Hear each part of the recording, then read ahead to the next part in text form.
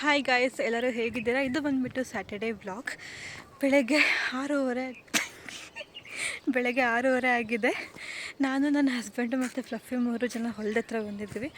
Actually ಒಂದು ಸೊಪ್ಪು ಹುಡಿಕೊಂಬಂದಿದ್ದೀವಿ, ಭೃಂಗರಾಜ ಗಿಡ ಅಂತ ಅದದ್ದು ಹುಡಿಕೊಂಬಂದಿದ್ದೀವಿ ಬೇಕು ಅಂತ. ಬೇರೆ ಟೈಮಲ್ಲೆಲ್ಲ ಇಲ್ಲಿ ತುಂಬ ಇರುತ್ತಂತೆ, ಬಟ್ ಇವತ್ತು ನಮಗೆಲ್ಲ ಕಾಣ್ತಾ ಇಲ್ಲ.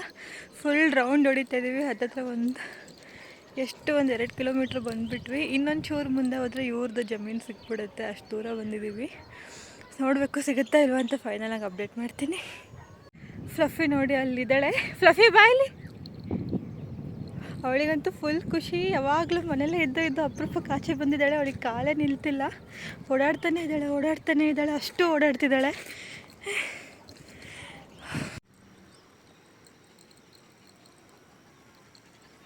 ನನ್ನ ಹಸ್ಬೆಂಡು ಫ್ಲಫಿ ನೋಡಿ ಅಲ್ಲಿ ಫೋನಲ್ಲಿ ಗಿಡ ನೋಡ್ಕೊಂಡು ಆ ಥರದ್ದು ಇದೆಯಾ ಅಂತ ಹುಡುಕ್ತಾ ಇದ್ದಾರೆ.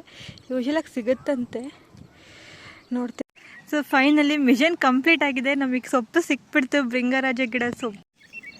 ಸೊ ಗಾಯ್ಸ್, ಫೈನಲಿ ನಮಗೆ ಸೊಪ್ಪು ಸಿಕ್ಬಿಟ್ಟಿದೆ. ನನ್ನ ಹಸ್ಬೆಂಡ್ ಕಿತ್ಕೋತಾ ಇದ್ದಾರೆ, ನೋಡ್ಬೋದು. ಸೊ ಬಂದಿದ್ದಕ್ಕೂ ಸಾರ್ಥಕ ಆಯಿತು. ತುಂಬ ಹುಡ್ಕಿದ್ವಿ, ಎಲ್ಲೂ ಸಿಗಲಿಲ್ಲ. ಮೋಸ್ಟ್ಲಿ ಸಿಗೋದೇ ಇಲ್ಲ ಅಂತ ಅಂದ್ಕೊಂಡು ಹೊರಟ್ಬಿಡ್ತಿದ್ವಿ. ಅಷ್ಟರಲ್ಲಿ ಇದೊಂದು ಕಡೆ ನೋಡ್ಕೊಂಡು ಹೋಗೋಣ ಅಂತ ಬಂದ್ವಿ. ಫೈನಲಿ ಇಲ್ಲಿ ನಮಗೆ ಸಿಕ್ತು. ಆ್ಯಕ್ಚುಲಿ ಇಲ್ಲಿ ತುಂಬ ಇದೆ. ಅದು ತಲೆಗೆ ಹಚ್ಕೊಂಡ್ರೆ ಕೂದಲೆಲ್ಲ ಚೆನ್ನಾಗಿ ಉದ್ದಕ್ಕೆ ಬೆಳೆಯುತ್ತೆ ಅಂತ ನಾನು ತುಂಬ ಕಡೆ ಓದಿದ್ದೆ. ಹಾಗೆ ಎಷ್ಟೊಂದು ವೀಡಿಯೋಸಲ್ಲಿ ಕೂಡ ನೋಡಿದ್ದೆ. ಆನ್ಲೈನಲ್ಲೆಲ್ಲ ಆರ್ಡ್ರ್ ಮಾಡೋಣ ಅಂತ ಅಂದರೆ ತುಂಬ ಕಾಸ್ಟ್ ತೋರಿಸ್ತಾಯಿತ್ತು. ಆ್ಯಂಡ್ ಅದು ಇನ್ನೊಂದು ಸ್ವಲ್ಪ ಡ್ರೈ ಲೀವ್ಸ್ ಕೊಡ್ತಿದ್ರು. ಸೊ ಹಾಗಾಗಿ ಹಳ್ಳಿ ಕಡೆ ಸಾಮಾನ್ಯವಾಗಿ ಸಿಕ್ಬಿಡುತ್ತೆ ಎಲ್ಲ ಸೊಪ್ಪುಗಳು. ಸೊ ಹಾಗಾಗಿ ನೋಡ್ಕೊತ ಹೋಗೋಣ ಅಂತ ಬಂದ್ವಿ. ಬಟ್ ನಮ್ಮ ಅದೃಷ್ಟ ಚೆನ್ನಾಗಿತ್ತು, ನಮಗೆ ತುಂಬಾ ಸಿಕ್ತಿದೆ. ಇಲ್ಲಿ ತುಂಬ ಇದೆ ಸೊಪ್ಪು. ಕಿತ್ಕೊಂಡು ಮನೆಗೆ ಹೋಗ್ತೀವಿ.